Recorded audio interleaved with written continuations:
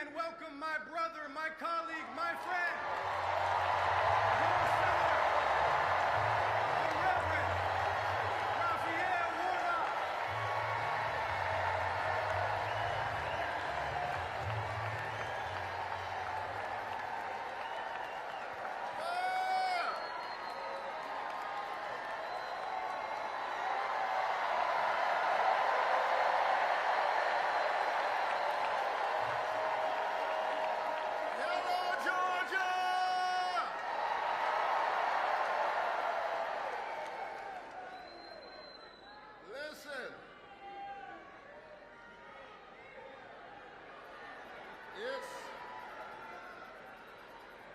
I can't do anything about the mic.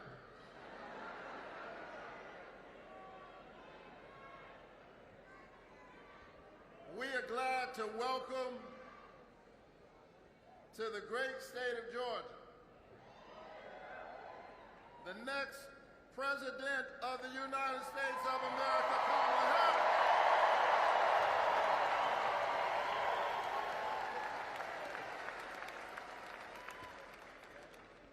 I'm so glad to be here with all of you.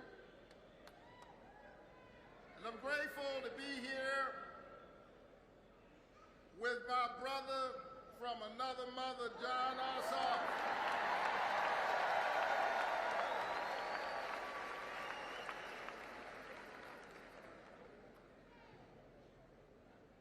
Look at us and know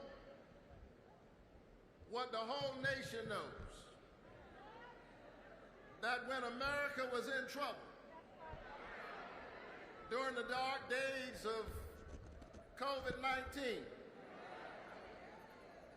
and those who were pushing the destructive logic of another virus I call COVID-19.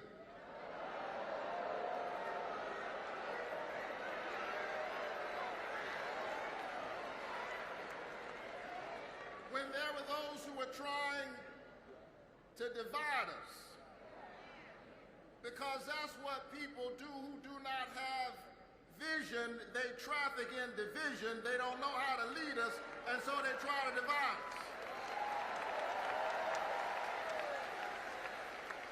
Who would have thought that when Joe Biden won the White House, we'd be waiting to see who would have the majority of the Senate, and what are the chances that you'd need 2 Senate seats and they'd both be in the same state?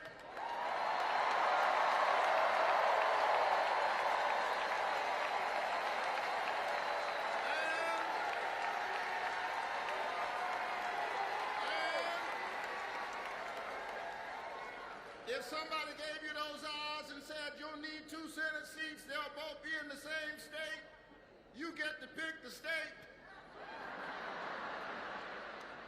Who would have picked Georgia? Well, we got the last laugh. Georgia saved the whole nation.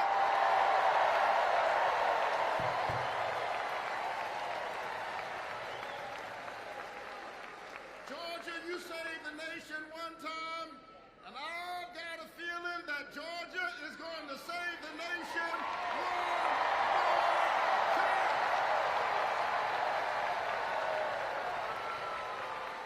Listen.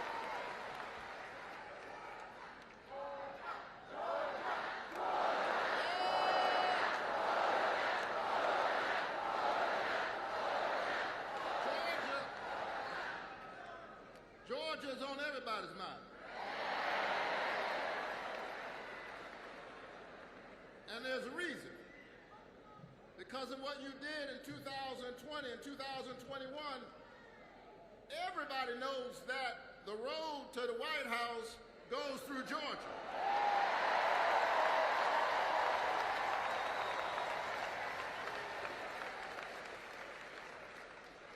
Madam Vice President knows it. But I'll tell you, she's not the only one who knows it. There are other folk who know it. In fact, I heard a phone call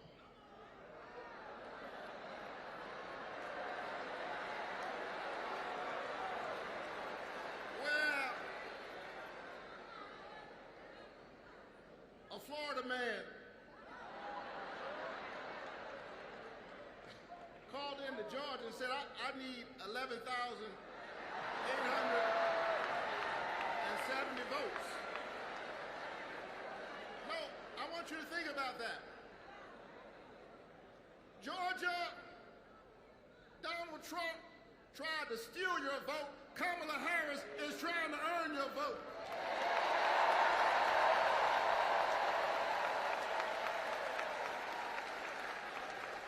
And she's been doing it. I can tell you all the ways in which she's been doing it, but I want you to think about this, because that same Donald Trump who said, can you just find me 11,000?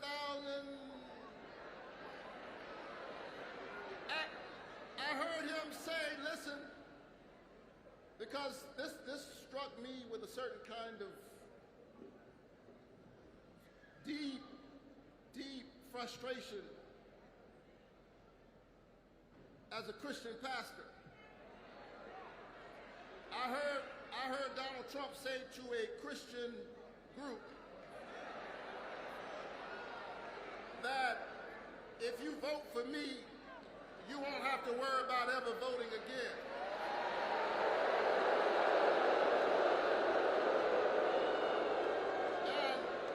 And he said that like that was some good news.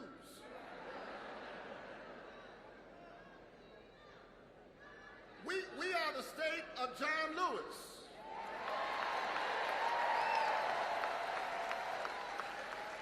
We are the home state of Andrew Young and C.T. Vivian. We are the home state of Martin Luther King Jr., and you dare say to me that if you vote for me, you won't have to vote again? That doesn't sound like freedom, that sounds like bondage. And so this campaign, folks, is about freedom. And so the question is, do you want to be free? Or do you want to go back? We want freedom, right? If you want freedom, you got to vote like you've never voted before. You got to call everybody you know and tell them to show up. When we show up, we win. We flip this state, and Kamala Harris standing next to Joe Biden capped the cost of insulin, my bill, to no more than $35 of out-of-pocket costs. We passed the infrastructure bill, which is landing in streets all across our state. We invested in clean energy. We supported struggling farmers. We supported families.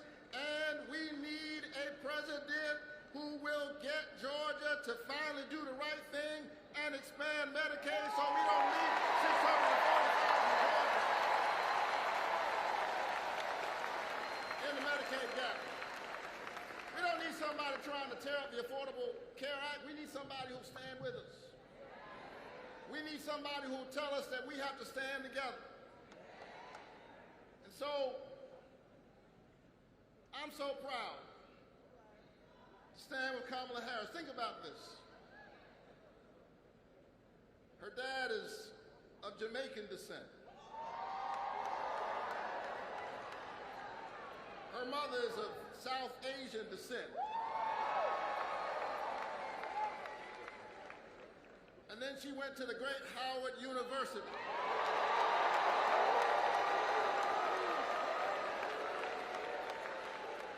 Worked in California, worked in the United States Senate. That is the American story, and she brings all of those strands together. She sees us because in a real sense, she is all of us.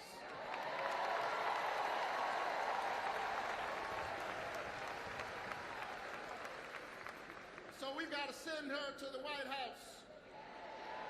Now, maybe it's because I'm a pastor. Some days I feel sorry for Republicans because they've got to figure out how to run a criminal against a prosecutor.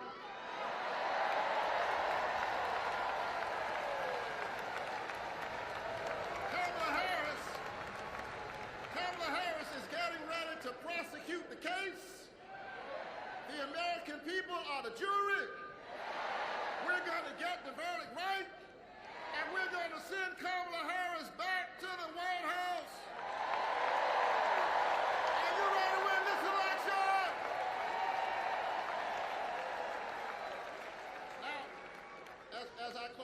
nobody believes a preacher when he says, as I close.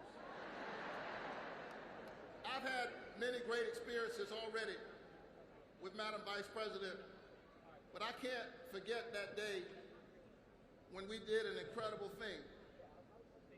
I have to tell you, I love this job because one of the most amazing things I got to do was confirm, first of all, more black women to the federal judiciary.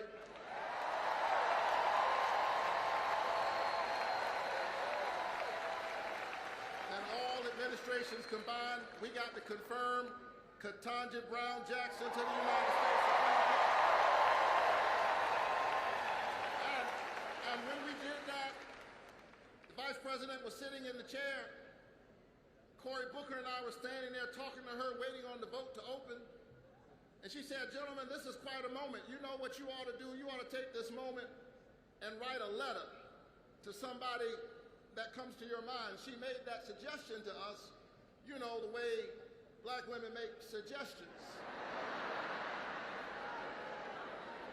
And then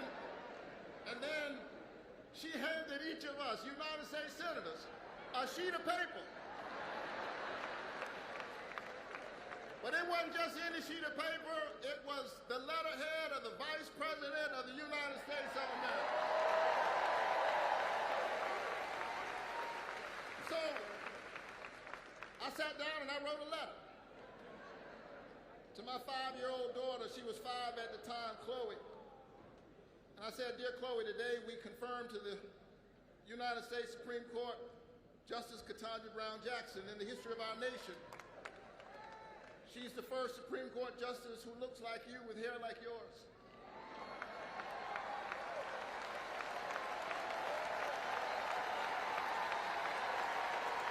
And as we were confirming her, a friend of mine, the Vice President, suggested that I write a letter. By the way, she's the first Vice President who looks like you. I write to say that in America, you can be anything you set your head and your heart to be. Love, Dad. I wrote that letter to my 5-year-old daughter. I was so caught up with enthusiasm, I called her on FaceTime to read the letter. She was 5 years old. She listened to the letter. She was not impressed. She said, can I go out and play now? She didn't understand that letter then, but she'll understand it in a few years.